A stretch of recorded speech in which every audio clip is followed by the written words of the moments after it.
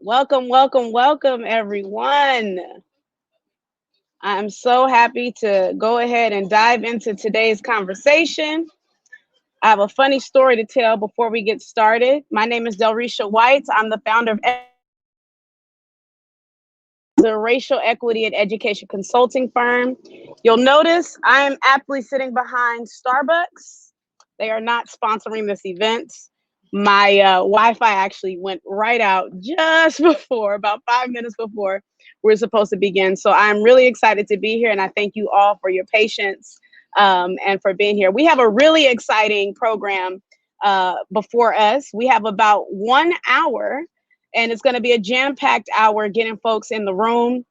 I have two friends who are going to be on this program. Let me go ahead and add them to the stage.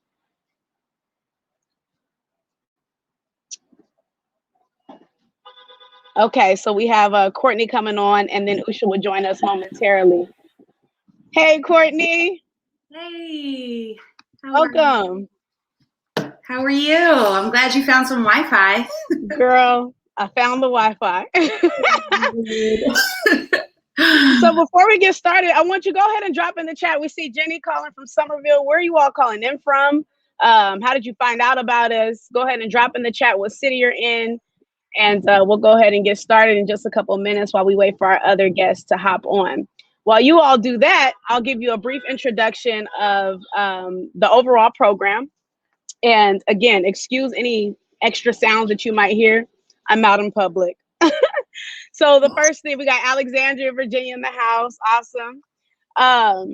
Equity Erudition is an organization that I started just over a year ago, actually just before the pandemic. We got the Bronx, New York in the building. Welcome, Jordan. We got Coulterville, California. Welcome. That's actually my cousin Haley. Hey, Haley. We got Richmond, California in the building. Awesome. So we got folks calling from all over the country. Really excited to have y'all in the space. I started Equity Erudition as a rebrand to work that I was doing over the course of the pandemic. I'm an educator, I'm a digital storyteller, and I'm a Black woman, and that's the lens by which I approach the work that I do.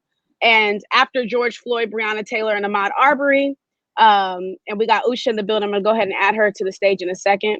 After those tragic events happened, something began to shift in the atmosphere, as you all know, and conversations around racial equity began to explode across this country. And therefore, the demand did as well for my work.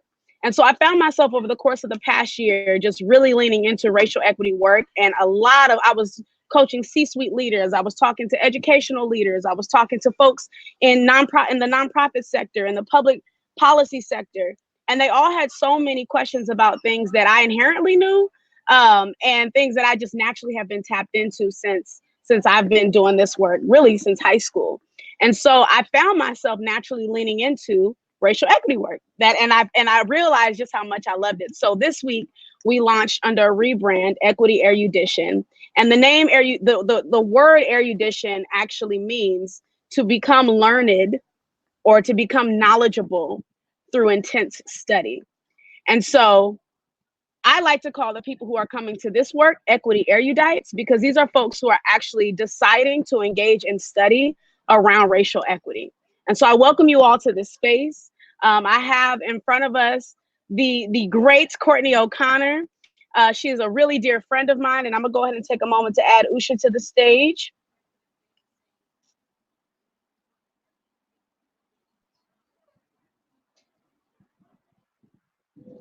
Usha's gonna get queued up. Hey, Hi, Ush. everyone. Welcome. How are you? Thank you. Thank you for having me. Yes, ma'am. So I have Courtney and Usha on this stage, and I'm just going to go ahead and just give a high-level overview on how I know these women, and I'm going to let them talk a little bit more about their work. Courtney and I began teaching together at the early part of my career. It was actually my first job out of college. We taught together with Teach for America. We taught at Holmes Elementary, which was at the time one of the lowest performing schools across the state of Florida, second only to the neighboring elementary school. And what we learned while we were in that space was really just how much this racial equity work matters, not just to white folks and non-Black people of color, but to Black people as well. We started seeing up close and personal the disparities that poor children of color experience in some of the poorest communities across this country. Now, as somebody who has experienced the foster care system, my family's been directly impacted by all these social channels that you can name: the carceral system, the justice system, the child welfare system, you name it. And my family's been directly impacted by it. And even having that lived experience, teaching in that classroom was something that that I just was not prepared for. And Courtenay and I learned a great deal. So she was actually there longer than I was. And so I leaned on Courtenay for a lot of my own understanding in education. And over the past few years, we've had the opportunity to deepen our relationship in this space. She is now leading a school, doing this work. She is, I'm just excited to have you in this space, Courtenay. And so I'm going to give you an opportunity to share a little bit more about yourself before I introduce Ush. Thank you so much for that warm welcome, Del. It was great to have that experience teaching with you in Miami, and we certainly learned a lot in that time. And now I'm working as a head of school at a Montessori school in Alexandria, Virginia, right outside of DC. I've always been interested in early childhood and having children throughout the whole scope of their lives. So we have children as young as 15 months all the way through 12 years old. So we have them from the time they're toddlers through 6th grade in a Montessori environment. So started that school in the middle of a pandemic, because why not open a school in the middle of a pandemic? And it's been a great experience so far. And I'm working to build an anti-racist staff community, school community, parent community. And I'm excited to partner with you all in this work. Thank you all for being here, and thank you for having me, Del. Absolutely. Thank you for being here. And then we have Usha Satish, who is another educational leader. Usha and our relationship goes back, how many years now are we looking at? I can't count them. 12? I think about like 10, 12, actually 12. Yeah. Probably about 12. I met Usha when I was 17 years old. We went to Bennett College together. That's how we started our journey. We actually lived in the same freshwoman dorm. We say freshwoman because Bennett College is the oldest HBCU for Black women in this country. And then when Usha and I graduated, we both did Teach for America along with Courtenay in Miami-Dade County. Usha and I happened to get that story. Let's tell that story properly. You convinced me to join TFA. Like, you sat me down and made me watch Waiting for Superman.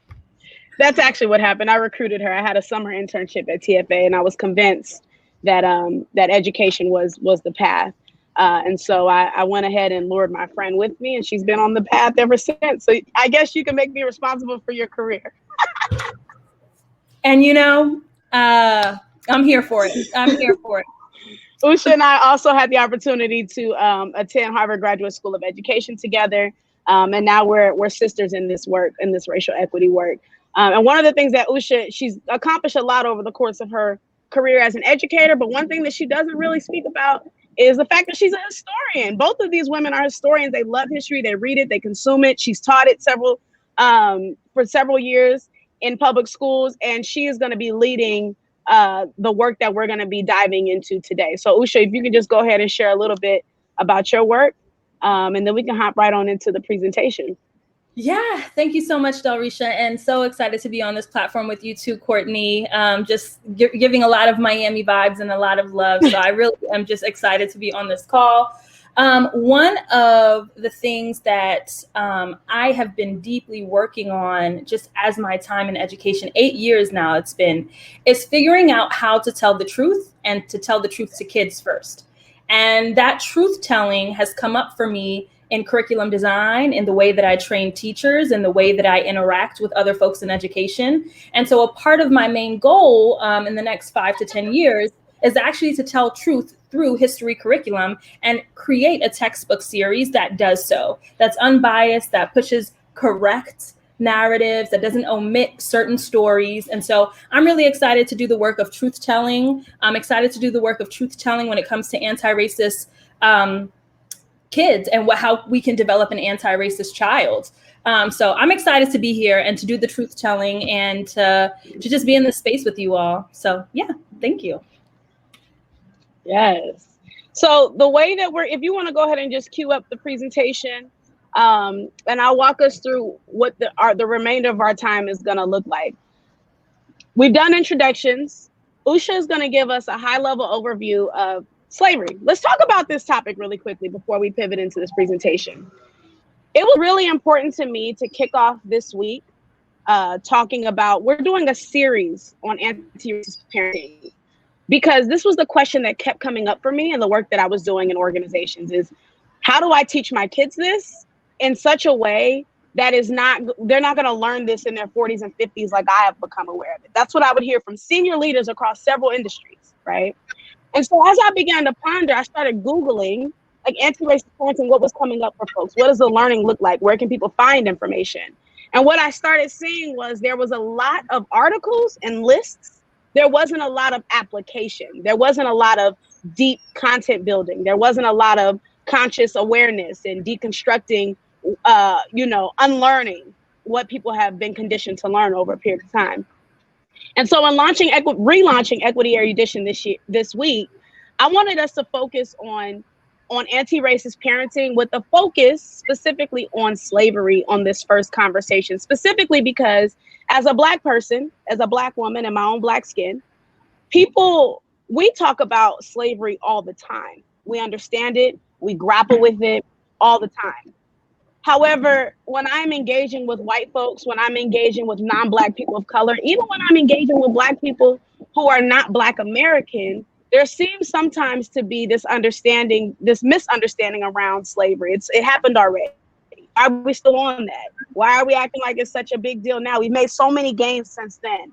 And so I wanted to really focus on this conversation about slavery because this is American history we're talking about. This is not a conversation that should just be left to Black Americans, right? This is a conversation that we're having in households across this country. And so I wanted to dive into this. I tapped Usha because of her interest in Black history and because of her passion around telling, as she said, the truth when it comes to Black history. And so what I hope that you all gain from this experience today is that you'll leave with some tools, you'll leave with a new understanding. Maybe you'll ponder on a couple of things that is shared by Ush, and that you'll take this information and translate it by talking to your kids, by talking to your parents, by talking to your colleagues about something that maybe people are still very scared to lean into. And so we hope that you'll leave with some tools to feel confident and comfortable in having these conversations to actually move the needle towards a more just world. And so with that, Usha, I'm gonna go ahead and let you take it away. Thank you so much. And before we really dive in, I want to give us an opportunity to take stock on how we actively chat about race, whether that's with your child, whether that's with family members, at the Thanksgiving table. Let's take a moment to go ahead and go to menti.com. It's extremely easy on your phone. The code is broadcasted here, 78052893. And I want you all to take a second and go ahead and chat and write down what makes you nervous, if at all, to talk about race with your child and family. We're going to spend about 30 seconds, give a little wait time for you all to do that.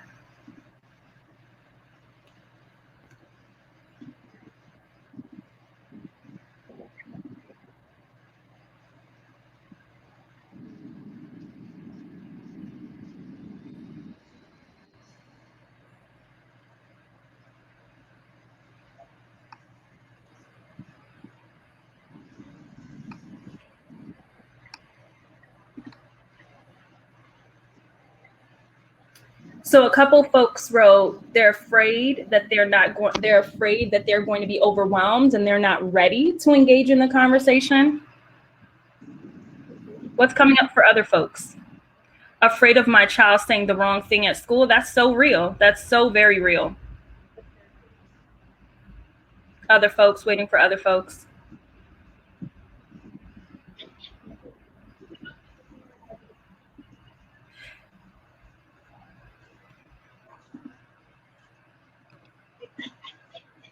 I've heard a lot of people say, they're afraid that they don't have the answer to their child's questions.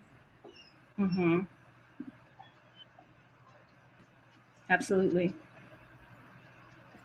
I'm gonna go ahead and make sure I'm screen sharing the correct slide. So we said Anna put in the chat, I don't have kids, but I worry that my niece and nephew aren't having these conversations and I don't want to overstep any boundaries. Yes, that's a big one. That's a big one. Absolutely. Have those roles, whether you're, you know, a coach or leading a youth group of some sort, or nieces and nephews, there are still ways that you can incorporate anti-racist education with the children that you work with or in your extended family, without overstepping those boundaries, and conversations to have with their parents and your siblings who are raising them. That's definitely stuff that we can touch on later today. Yeah. Awesome.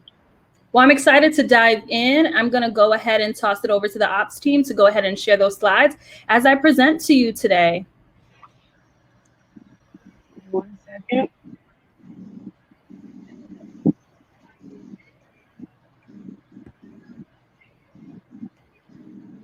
All right.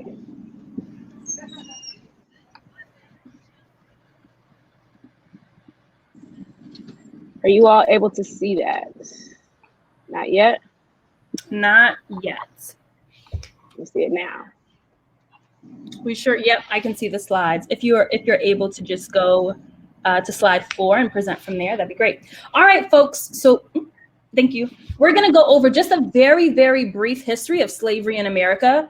What we're gonna spend the bulk of our time doing is going over the economic implications that slavery has had on American families, as well as the educational implications.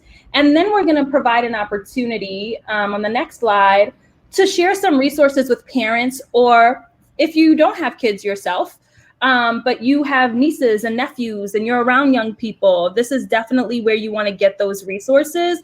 And then I'm going to toss it over to Courtenay, and Courtenay is going to engage in a dialogue with us about some of the things that we're discussing today. So let's go ahead and dive right in.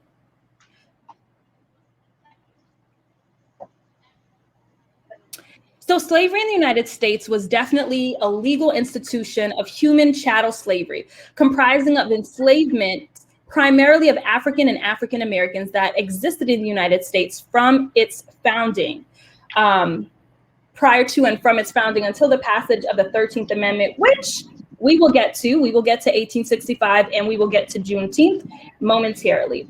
Slavery was established throughout European colonization in the Americas from the early colonial days, and it was practiced in Britain's colonies, including the 13 colonies which formed the United States.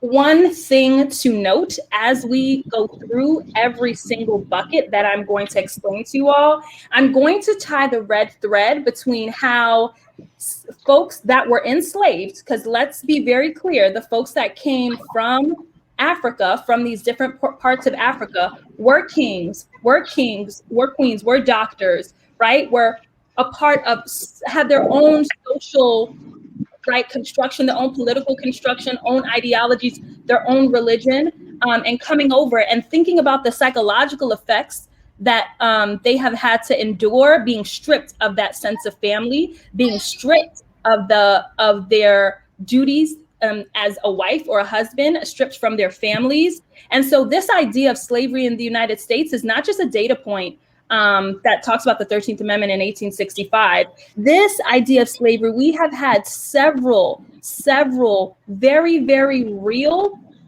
psychological implications from the history of slavery and the legacy of slavery in this country. So that is just a very brief sort of synopsis. I can go into the details of 1619 and the first group of folks that came to the United States, talk about Virginia, but I want to get into very, very deeply how slavery and the enslavement of Black bodies has impacted the current system that we exist in today. So let's go ahead and move forward to economic implications. So the roots of anti-Blackness run deep in this country and have had countless economic implications on the modern American family. I would like to draw our attention specifically to the 1860s, Juneteenth to be exact, Emancipation Day. Emancipation Day was supposed to start a new era of Black wealth and Black wealth creation. After 12 generations of being subjected to slavery's institutionalized theft, 4 million African Americans were now free to earn income, degrees, hold properties, weather hard times, pass down wealth to the next generation. But let's take a deeper look of the actual economic outcomes of this freedom by zeroing in on a particular family called the Rosses. Next slide, please. I love telling history through stories because I think it's so important to see history through actual families and things that have actually happened to human beings. So we're actually going to, as we look at the economic implications, we're going to look at the Ross family, and we're also going to look at another family. So let's start off with the Rosses. Clyde Ross. Clyde Ross's story came up for me as I was reading The Case for Reparations by Ta-Nehisi Coates, as he tells this huge story of a gentleman named Clyde Ross, born in the 1920s, 1923 to be exact, seventh child of 13 children, near Clarksdale, Mississippi, home of the blues. So Ross's parents, Clyde's parents owned a farm, 40 acres of tract land with cows, hogs, mules, and Ross's mother would drive to Clarksdale to do her shopping, and a horse and buggy that she was very, very proud of. That horse and buggy being equivalent to a Cadillac of that time. And she invested all her pride in one mighty place, and that was in her horse and buggy. Clyde's parents were well off enough that Clyde himself had his own horse, and his own horse that had a sort of red jacket to it. Clyde's story goes on to say that Clyde's family was actually given a summons for his family's actual land and taken to court in order to refute that land did not belong to the Ross family, and that land was property of the state of Mississippi. Being illiterate, right? Let's talk about the educational implications. The Ross family not being literate and did not have money for a lawyer and did not have that representation, did not know how to read the document they were given, and all of their possessions, down to the horse with the red covering on top of it, were taken away and seized by the state. This is just one example of how much loss that is. That we're talking about 40 acres of tract land, right? And we're talking about animals, and we're talking about all of these things.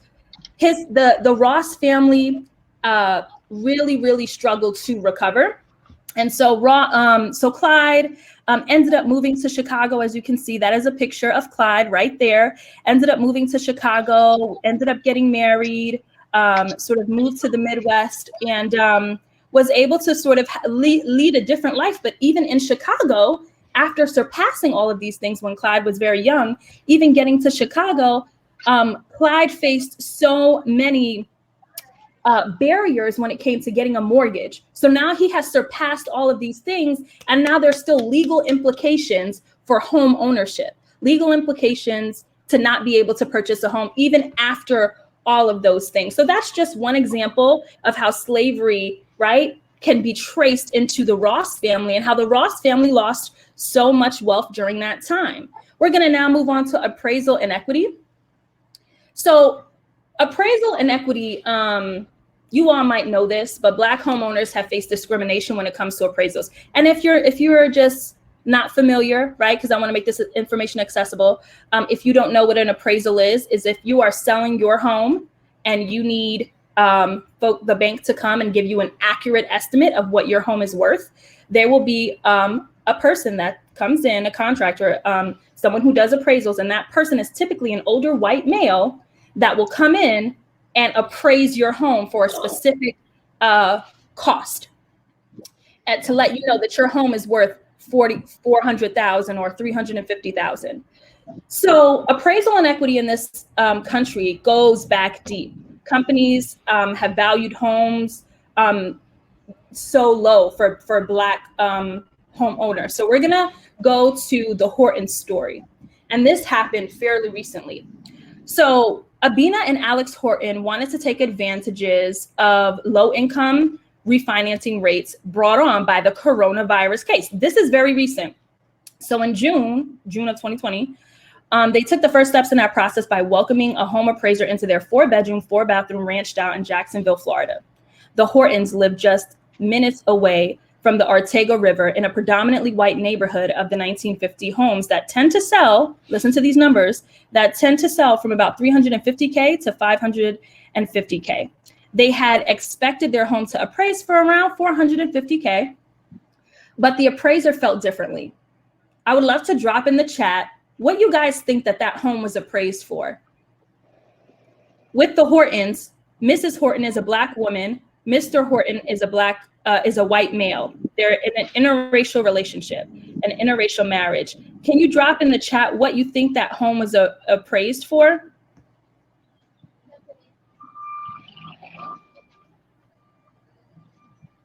Wow, what's the range again? Typically, the range goes from 350 to 550 for homes in that area. The range is 350 to 550. Let's do a guesstimate. What do you think that house was appraised for? 200K? Okay, Janae. Anybody else? 230? Okay, I see you, Jordan. So they had expected their home to appraise for 450K, but the appraisal felt differently, assigning the value of the home to a whopping 330K. 330K. That is $120,000 missed value. The couples, they went to the bank and complained with the bank, and the couple's bank agreed that the value was off and ordered a second appraisal. But here's what they did with the second appraisal. They replaced the pictures in the homes. Instead of having African art in the home, and instead of having books by Toni Morrison, they replaced all of those things with a series of oil paintings that Mr. Horton, who is white, and his grandfather had in storage. Books by Zora Neale Hurston and Toni Morrison were taken off the shelves. Holiday photo cards sent by friends were edited, so only showing the white families that were on display. On the day of the appraisal, Mrs. Horton took the couple's 6-year-old son on a shopping trip to Target and left Mr. Horton, who is white, alone at home to answer the door to the new appraiser. Giving the new appraiser, let's drop in the chat. What do you think the new appraiser, the new value of the home was? I know, that's crazy, right, Janae? What do you think the appraiser valued their home as, with all of the photos with white families, with all of the 530K? Hi, Dominique. 530K. The home was actually appraised for 465K. More a 40%. That's a 40% increase from the first appraisal. And the number that you see here, the number that you see right here, $156 billion, is from the Brookings Institute that averaged out how much wealth has been stolen from Black families through this appraisal inequity. This is just one of the things that we are still battling with. Mind you, this just happened, right? We're talking about coronavirus. This just happened. So when we talk about the total cost of racial bias in the housing industry in America, that's just appraisals. That's just appraisals. We're not talking about selling. We're not talking about, that's just from the appraisal section. So we have to really think about, when we talk about the wealth gap in this country, particularly as it relates to Black families and pairing that up against white families, thinking about this appraisal inequity. Now let's turn our attention. Real life erasure. Yep. And that gap is infuriating.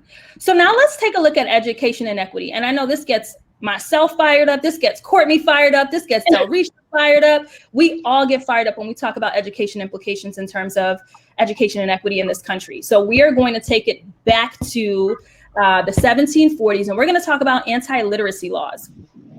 So anti-literacy laws in this country traces back to the inception of slavery in America.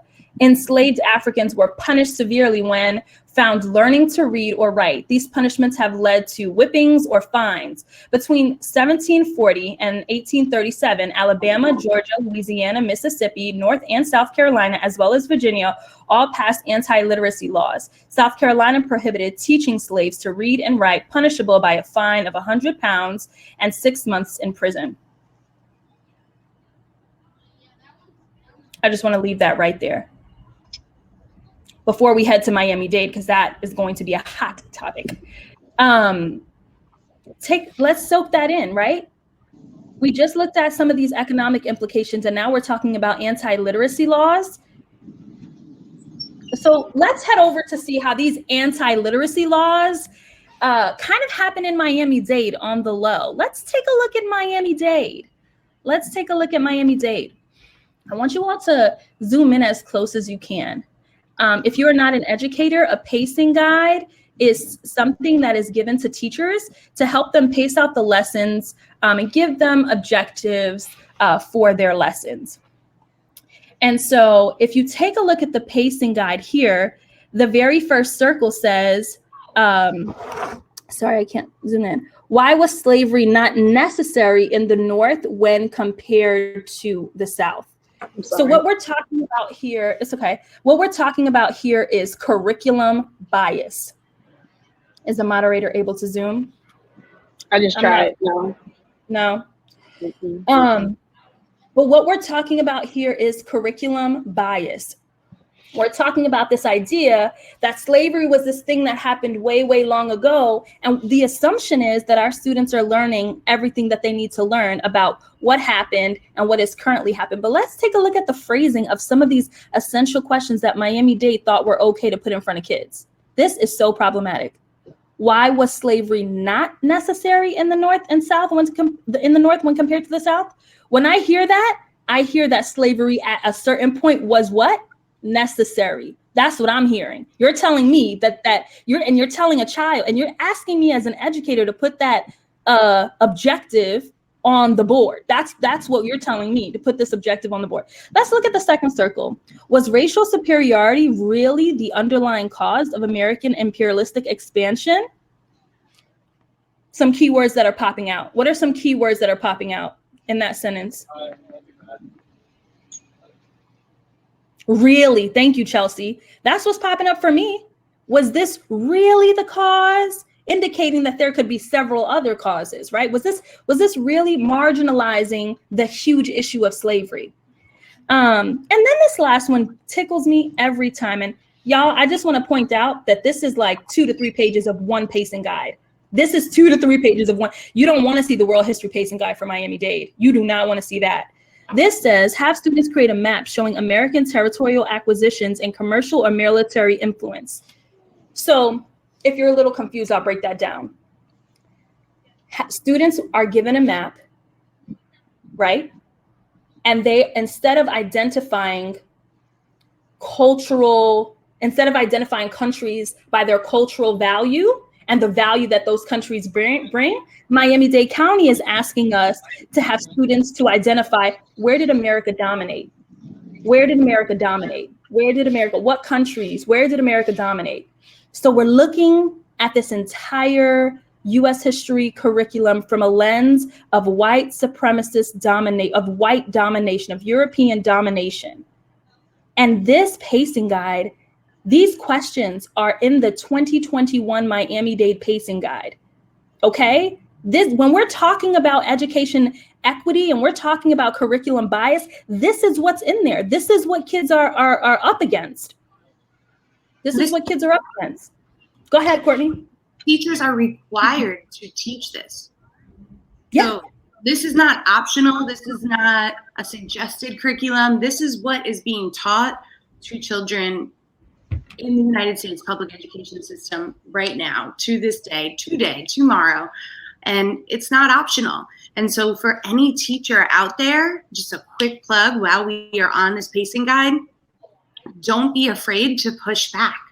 Don't be afraid to teach the truth. Don't be afraid to say, this is not okay, and I refuse to teach this.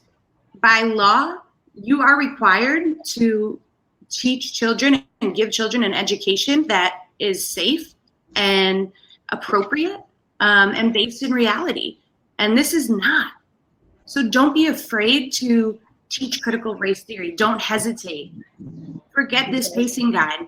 Join the teachers union, pacing guide, and teach the truth. And that leads me to my next section. Thank you so much, Courtney. So Courtney brought up a great point. Let's push against. We're going to examine how folks have historically pushed against the status quo or curricula that is biased and Eurocentric, quite frankly. So I had the privilege of being taught by Professor Jarvis Givens out of the Harvard Graduate School of Education. And I took his course, The History of Black Education from Slavery to Freedom. And in that course, I wrote a research paper about how K through 12 social studies classrooms perpetuate systems of white supremacy through curriculum materials, what I just essentially showed you.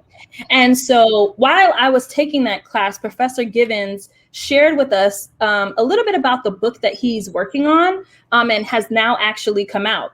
So he came out with this book called Fugitive Pedagogy. And the idea around fugitive pedagogy is going back in history and finding moments where Black educators have had to play that double-edged sword, really, which is exactly what Courtney was talking about, right?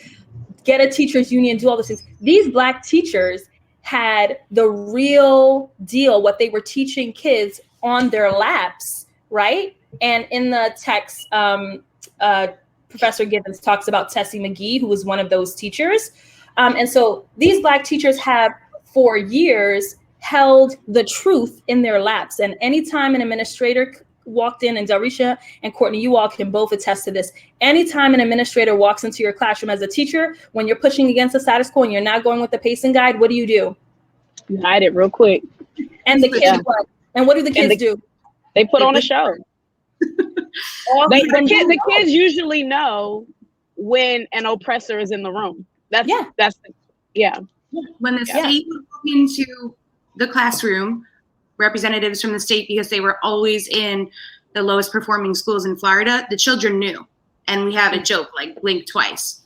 And it was, Yeah. And so this text really grounds us in the idea that a teacher going against the grain and not following a pacing guide has been happening for years, and not just white teachers. This has happened for the preservation of Black identities, for the preservation of Black children as abolitionist teachings. This has been happening for years. And you ask any educator, they have done this once in their lifetime, at least once in their lifetime. And so I encourage you all to take a look at Fugitive Pedagogy, take a look at this text. I haven't had the pleasure of reading it all the way, but I know Professor Givens and I took his course, and I'm sure it's going to be a really informative text. And I just wanted to highlight that because I think this work really tackles a lot of the education inequity, specifically as we talk about how Black history has developed, Black education history has developed, and what teachers have had to endure. So we talked about anti-literacy laws, curriculum bias, and Fugitive Pedagogy by Dr. Jarvis Givens. And so I don't want to take up too much time, but housing discrimination. And housing discrimination. All the thank you. I was like, we did a whole thing on housing disenfranchisement. So yes, thinking about the Ross story, thinking about the Horton story, and that dynamic of having to utilize your white husband to get you a 40% increase on your housing, thinking about all this, these things are what students are up against. This is what American families are, this is how they're impacted by the legacy of slavery, right? By the legacy of slavery. So let's get into some resources. And I want to highlight one resource before I toss it to Courtney. One more, thank you so much. So I just want to highlight that it starts with you, whether you are a parent or whether you are an uncle or an aunt, whether you are a teacher, whether you are a sister, it starts with you. Despite your child potentially having numerous touch points to engage with students or children that don't look like them, the real work of having those difficult conversations lies with you. What are your core values? What history have you internalized? What do your group chats look like? Let's take a second. What do your group chats look like with your friends, with your colleagues? What are your private conversations? What kind of private conversations are you having in earshot of your child? Is your child around to hear you say, I think it was ridiculous that this happened? Is your child around to hear you say, that was oppressive and that doesn't need to happen? Or does your child hear you stay silent? Does your child hear you be complicit, right? It's the major resource is working on you and working on yourself as an adult and as a parent to be able to show up for kids. I know I spoke a lot, and next time I'll get a timekeeper. Someone will do the timekeeping for me because I'm rolling here. But I just want to share that when we talk about these economic inequalities and the education inequalities that exist in America, we must always think, as this pertains to young people, how are we showing up with this knowledge as parents to be there for our children, to have those conversations? So I hope that drew a little bit of a red thread for this session. And I'm really excited to toss it over to Courtney to help us grapple with a little bit more of what I spoke about and add on to some topics on how we can truly be raising anti-racist children in this country. So thank you all so much. Thank you, Usha. Very informative. That was incredible, Ush. Thank you. Not a problem. And I think there's one more slide in there for Courtney that I actually added. So okay, see that up for Courtney. I always love to hear about your experiences and your take on the history of things. And it's amazing to see how terrible these curriculums are that are still being taught to this day. And so we have to think about what curriculums were taught to our parents, which in turn, shaped our understanding of race and racism growing up. As the adults now, we're the educators, we're having children, we have nieces and nephews. We need to start thinking about our own journey with race and racism and our own understanding of it, so that in turn, we can then have those conversations with children. And I think that a lot of white people fall into the category right now of either being colorblind, not talking to your child about race, or if you're an educator, not talking about race in your classroom. And now we're also starting to see this other category, which I think a lot of really well-meaning white people are falling into right now, and that's multiculturalism. Teaching your children about people from all over the world, teaching about different cultures and ethnicities and world histories, and yes, that's important. And yes, that is one step ahead of the colorblind approach of just not talking about race at all. But what that multiculturalism conversation and approach with children completely misses out is that there's this history of racial power dynamics. There are racial power dynamics right now. There's a racial hierarchy in our society that is very real. And that multiculturalism approach that a lot of white parents, a lot of white educators take as the easy way out leaves out that really important piece of the equation, that hierarchy, that oppression, that history that Usha just shared. And so I think I really want to encourage white parents and white educators to push the bar, push the conversation. Don't be afraid to have that conversation, because we know that children as young as 2 years old, toddlers, are starting to make sense of race. They're starting to try to understand it. It's been proven that children are discovering it at that age. And without that explicit anti-racist guidance from trusted adults, from parents, from mentors, teachers, coaches, whatever it might be, they're only going to hear the negative narrative that the media and these curriculums feed into them. And it's so I'm sorry, Courtney, go ahead. No, go ahead. I could keep going and going. I have a question for you, because I know that you've been doing this work with families and working with young people in primary education for a very long time now. What are you noticing is something that parents are missing? Like, and how should parents be talking to, or aunts or uncles? We had somebody say, hey, I have nieces and nephews, but I don't want to overstep my boundaries.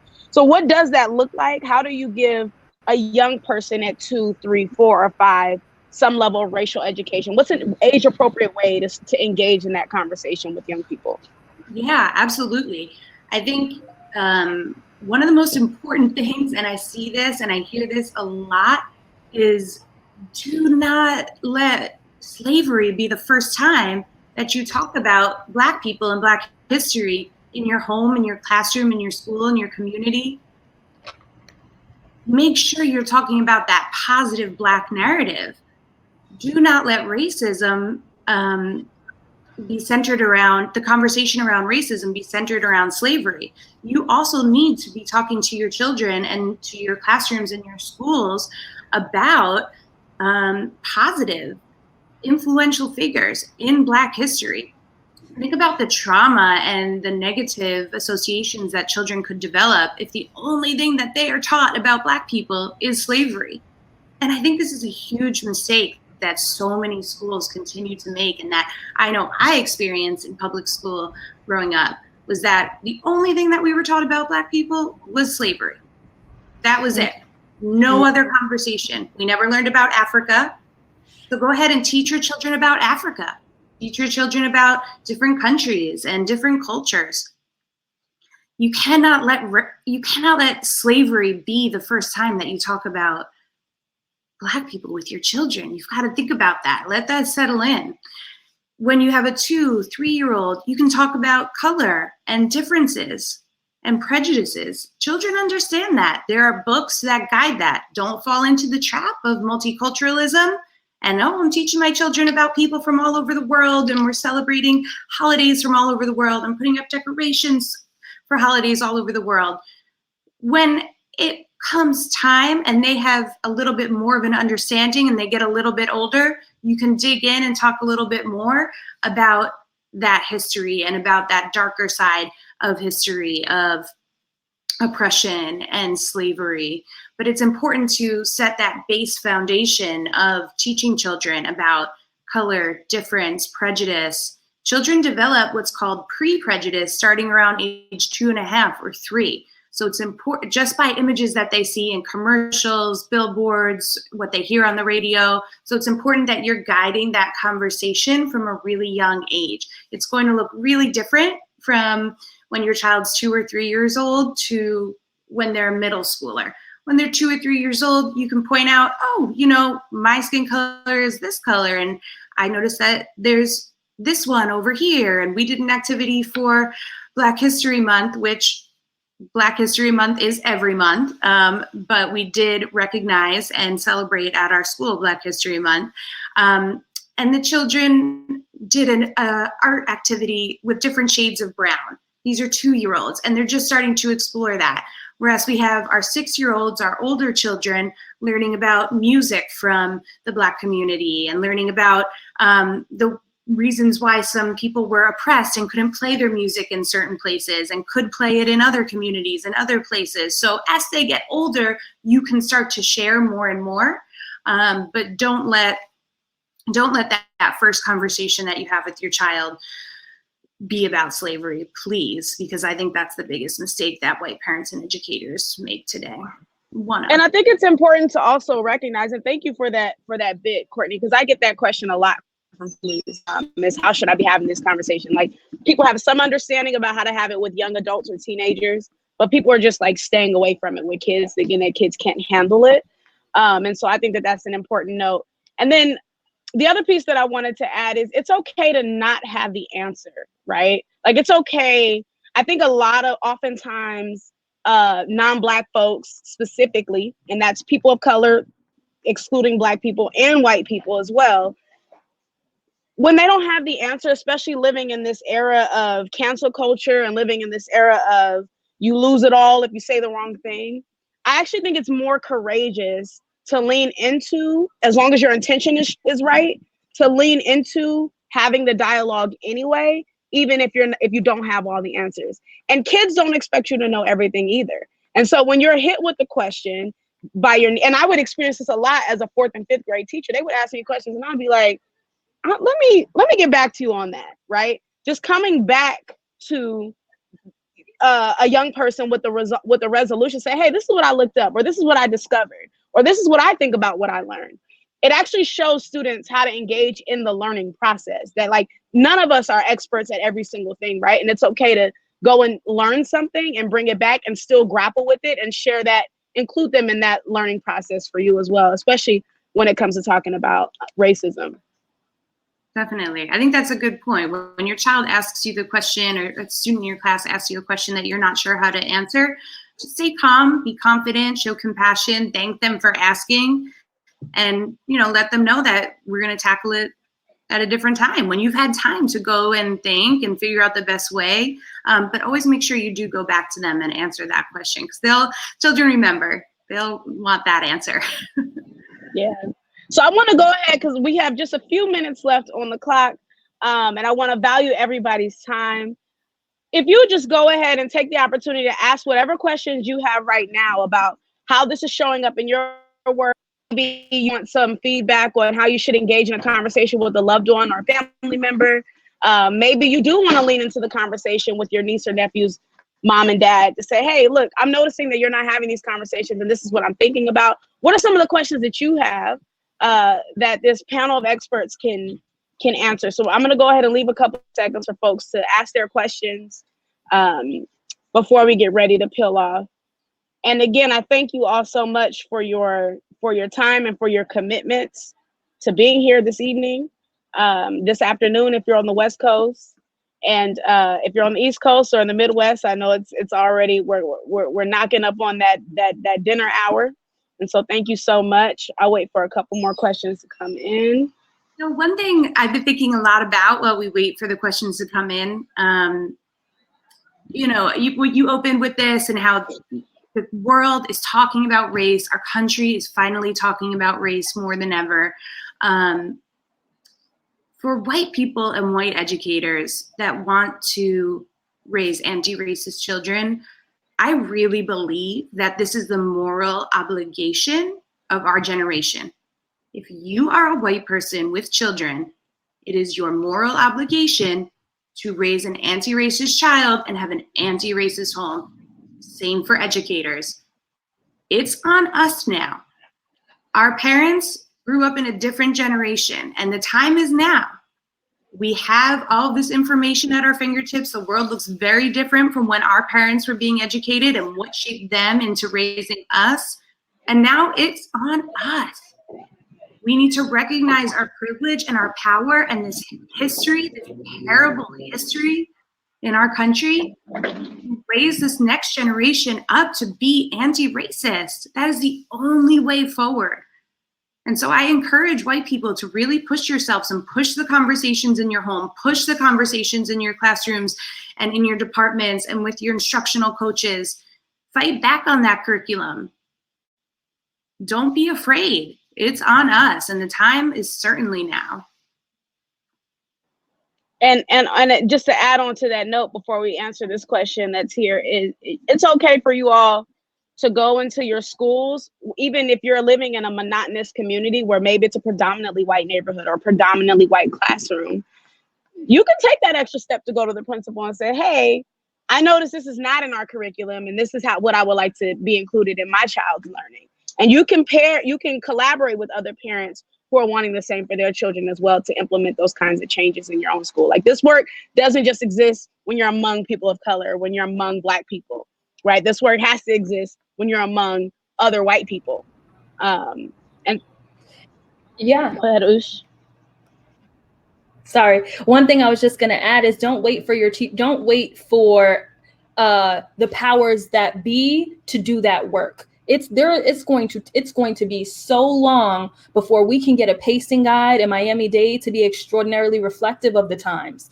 That is going to take a very long time. You do the reading. If you want to know the 60s, this is what I do. You know, I take a time period. If I'm going to study the 60s, like, who were the presidents in the 1960s, from 1960, right, to 1969? Who were the presidents of the United States? What were the major laws happening or being passed? What were the major things happening in that era, from music, right, to food, to what is happening in that era? You take control, you get in the driver's seat, and you be the driver of your child's knowledge, because we can't just leave this up to chance. And I think for folks, just in terms of am I feeling hopeful for the next generation? I think there are a ton of educators out there that are on this wave. I think there are a lot of people pushing. I think there's a movement in education happening where people are just pushing against the BS that shows up in front of kids. And those educators are not just Black educators. Those educators are also white educators. And we're all not perfect, but I think there's a huge movement to shift what comes in front of kids. So I am hopeful, but I think I am hopeful, but I also don't wait for someone else to fix my meal when I'm hungry, right? That's exactly right. And, another thing that just made me think of that a lot of parents might not know is that school districts have contracts with textbook companies. So they get a contract with the textbook company, and that textbook, that curriculum, all of that is fed out to your children. Ask your child's social studies, history, English teacher to see that curriculum. Go ahead and ask. You have every right as a parent to see it. You have every right.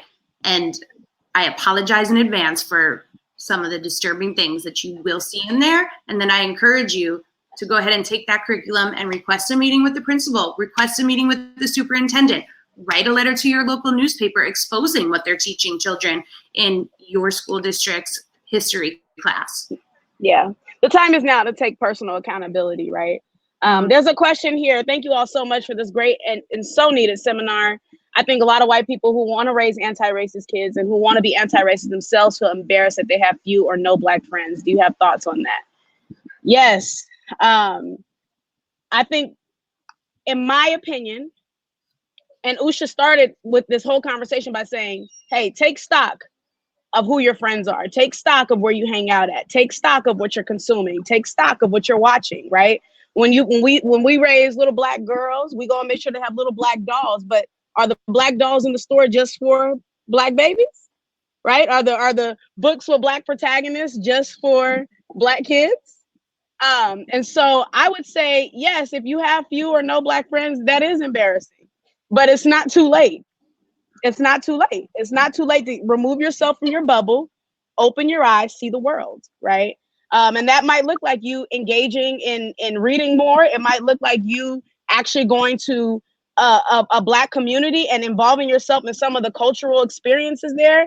Maybe you don't want to go that far yet. Maybe you're not there yet. Start incorporating information into your media diet so that you can understand Black people better. Because if you don't have a relationship, few or no friends, it's probably because of some level of discomfort. And think about why you are uncomfortable there, right? And so that's the work. That's the literal work.